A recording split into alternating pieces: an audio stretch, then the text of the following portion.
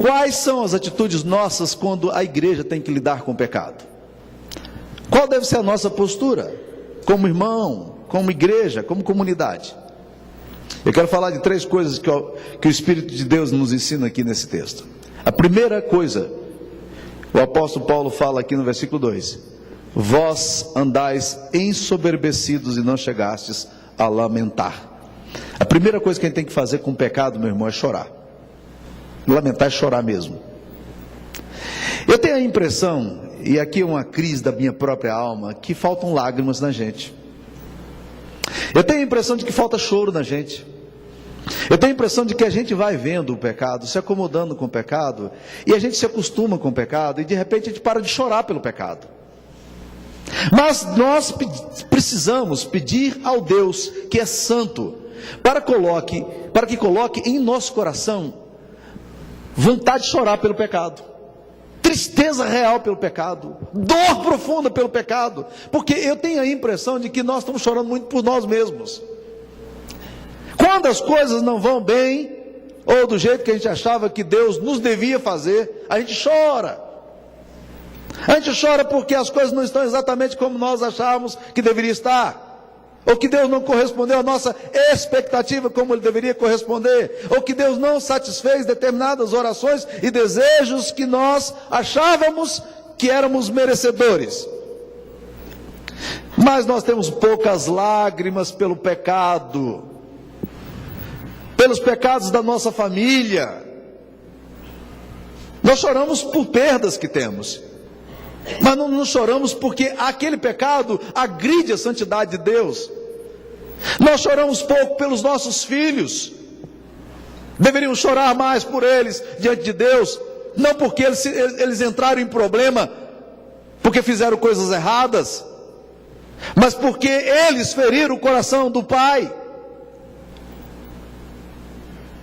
de um Deus que é santo. Nós deveríamos chorar um pouco mais pelos pais da igreja, pelas mães, que muitas vezes veem seus filhos saindo do caminho do Senhor, e não estão preocupados com as suas almas. Nós deveríamos chorar mais por nós mesmos, pela nossa adequação e conformismo, quando o mal se alastra em nosso coração, de uma forma subreptícia, e nós vamos nos aninhando, nos acomodando, nos deixando levar por isso. Falta lágrimas nos nossos olhos, por aquilo que fere o coração do Pai. Eu vejo Jesus diante de Jerusalém, chorando, e o choro dele pela cidade era o choro de quem vê a cidade rebelde, dura, e ele dizendo: Jerusalém, Jerusalém, quantas vezes quis te aninhar, como uma galinha faz com os seus pintinhos, para te proteger, para te abençoar, e você não quis. Jerusalém, que matas e apedrejas os profetas. A tristeza de Deus é a tristeza de Neemias, que quando ouve o relatório que é trazido por Ananias, do mês de Quisleu, lá na fortaleza de Assuero, do rei Artaxerxes, ele chora profundamente, porque os muros de Jerusalém estão caídos e os irmãos estão em profunda confusão espiritual. Nós precisamos chorar por nós mesmos. Nós precisamos chorar, não porque os nossos desejos não são satisfeitos, mas porque o nosso coração rebelde se afasta do Pai. Nós deveríamos chorar um pouco mais pelos pecados que ferem a santidade de Deus. É disso que o Espírito Santo está falando aqui. Vocês andam ensoberbecidos, quando vocês deveriam estar lamentando, quando nós deveríamos ter lágrimas, quando nós deveríamos ter clamor, quando o nosso coração precisava de fato chorar diante de Deus pela ética liberal, pelos casais em crise, pelos jovens e adolescentes que muitas vezes não sabem o que fazer com os pecados e com as tentações que enfrentam. Nós precisamos de uma espiritualidade cristã que nos dê dor, que nos gere constrangimento, para que nos liberte do nosso conformismo e da nossa acomodação. Será que temos lamentado suficiente pelo pecado do nosso próprio coração? Isso gera dor em nós. Será que temos lamentado o suficiente pelos pecados da nossa comunidade? Temos chorado? Ou faltam lágrimas para o nosso lamento? Faltam lágrimas para o desejo de santidade? Nos acostumamos com o pecado e as coisas acontecem e nós já estamos achando que isso está tudo ok. Essa semana eu estava em Aracaju pregando. Nós estávamos com mais de 100 líderes, pastores, missionários. E eu estava pregando. Terminei o sermão. Um pastor me procurou. Ele disse: pastor Samuel, quando o senhor falava daquelas coisas ali, eu comecei a chorar. Eu fiquei triste com tudo que eu ouvi. Isso é sério. Eu disse: é sério mesmo, meu querido. Nós precisamos chorar por essas coisas. E é isso que a palavra de Deus está nos ensinando aqui, meus irmãos. Pecado não é para a gente ficar soberbo com ele, não. Pecado não é razão para você fazer um quadro e colocar ali no mural e dizer: essa igreja é uma igreja de mente aberta. Pecado não é uma coisa para você colocar ali e anunciar: o pastor da nossa igreja é um cara que tem formação e ele é um cara livre pensador. Misericórdia de um trem desse. Pecado é para a gente lamentar. E se Deus não fizer isso em nós perdemos o ponto daquilo que Deus deseja fazer entre nós. Segunda coisa que esse texto nos fala é que nós precisamos tratar o pecado de forma santa. E Paulo, inspirado pelo Espírito de Deus, vai dar duras regras aqui nesse texto em relação ao irmão ofensor. O que ele diz em relação àquele irmão que vive nessa situação? Ele diz alguma coisa que nós nos assustamos quando lemos. Ele diz aqui, versículo 4: em nome do Senhor Jesus, reunidos vós e o meu espírito com o poder de Jesus nosso Senhor, entregue esse irmão a Satanás. É uma declaração muito forte. Ele está dizendo: deixa esse cara ir embora para onde ele quer ir, para que ele seja destruído na carne dele, com a esperança de que talvez algum arrependimento brote no coração dele no futuro.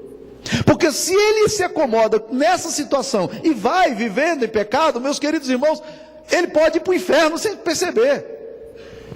Há um tempo atrás eu estava conversando com uma pessoa idosa que tinha caído em adultério. Era líder de igreja e foi muito duro ter que lidar com essa situação. E quando eu estava falando com esse homem, eu disse para ele uma coisa que veio ao meu coração naquela hora. Eu disse: o senhor já parou para pensar que Deus está permitindo isso, essa vergonha pública que o senhor está enfrentando, essa disciplina da igreja, esse constrangimento no qual o senhor enfrenta agora para salvar o senhor, que isso é a expressão de amor de Deus por você? Ele baixou a cabeça e disse: eu precisava mesmo, porque eu estava num ponto de vida tão sem vergonha, que eu já não achava que aquilo era errado.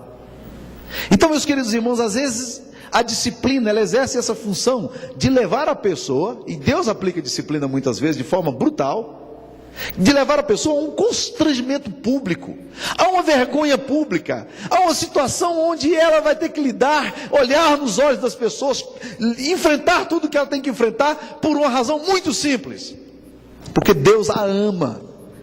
E se ela continuar, ou se ele continuar nessa situação em que se encontra, haverá um endurecimento tal que ela não vai ter constrangimento nenhum mais. Era isso que estava acontecendo com esse irmão aqui na igreja de Corinto. Ele vivia na igreja, ele liderava a igreja, ele caminhava com a comunidade dizendo: está ali um irmãozão, teólogos bom, cabeça aberta. Esse cara tem cabeça aberta. A igreja orgulhosa. Ele se acomodou com o pecado dele. Paulo está dizendo: eu quero que vocês definam quem é quem. Então pega esse irmão aqui, tirem fora da comunidade, para que ele perceba que ele está brincando com aquilo que ele não pode brincar. E essa recomendação é gravíssima, e se aplica não a quem comete pecado na igreja, meus queridos irmãos, prestem bem atenção. Isso se aplica não a quem comete pecado na igreja, mas é quem comete pecado e insiste em viver cometendo o pecado e fazendo de conta que o pecado não é pecado. Esse que é o problema. Qualquer um de nós aqui está suscetível de deslizar, qualquer um de nós aqui está suscetível de cair, de tropeçar na nossa história. Mas nós não podemos nunca achar que pecado é coisa banal. Porque se fosse banal, Jesus não teria ido para a cruz para morrer no seu lugar por causa do seu pecado, meu querido irmão.